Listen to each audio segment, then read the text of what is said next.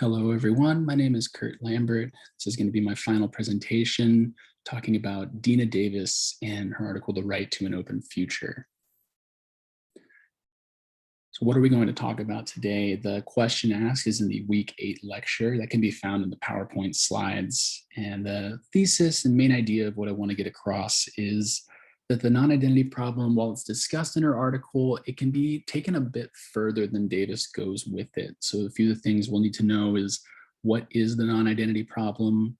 What is Davis's response to the non-identity problem? And does her solution stray away from the problem, or does it tackle it head on, so to speak?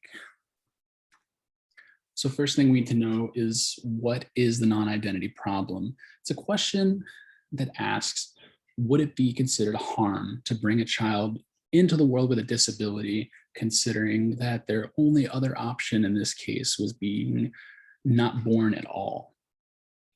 So the situation proposed in the YouTube video listed below is, imagine two mothers that both want to ensure that their child will be born with a disability for whatever reasons that may be.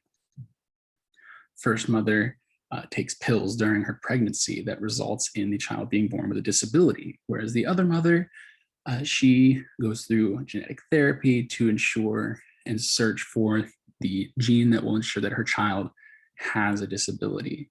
So when you look at it from a broad point of view, the first mother that takes the pills was a definitive act. That child could have been born without the disability and lived its life that way, or in this case, it was born with the disability and its life is worse off than it would have been had his mother not taken those pills. So therefore, it was a harm to bring that child into the world with that disability. But with the other child, if their only other option was not existing because they didn't have a life without the genetic differences to have that disability, is it considered a harm for that to happen?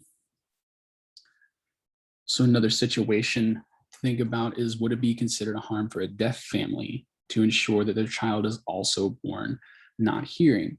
When you look at that from a wider point of view, it doesn't seem so bad. The couple's merely trying to ensure that their child is going to be embraced into the culture and that the child will embrace the culture as well. So Davis talks about this a little bit in her article.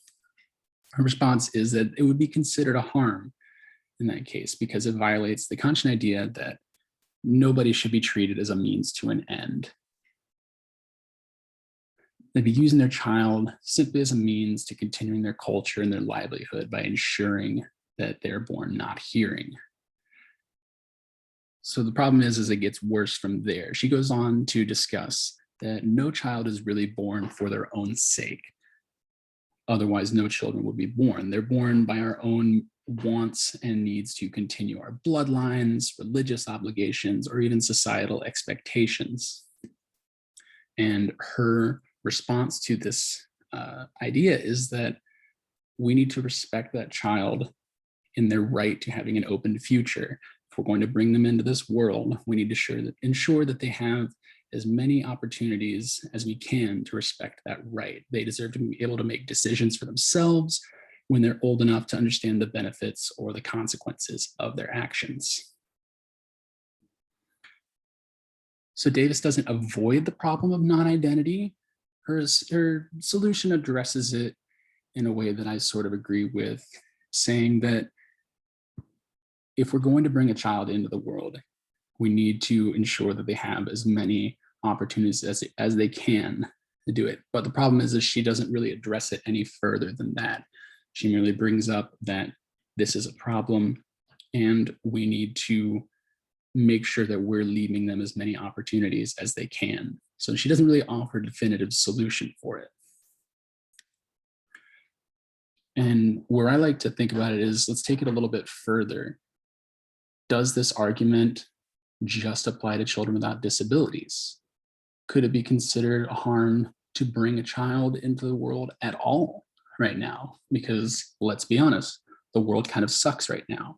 The economy, debt, sickness, pandemic, to be exact, there's really no reason why anyone would need to bring a child into the world right now.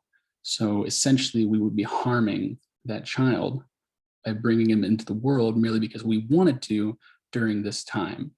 So could the question be asked, is any child born right now being harmed by being forced to exist in these current times?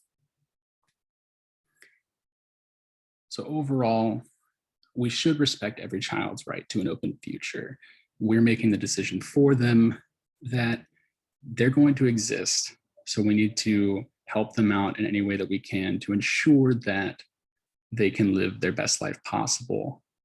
And the non-identity problem does go deeper than we may realize. It doesn't necessarily just apply to children with disabilities. It could apply really to anybody being born in this day and age.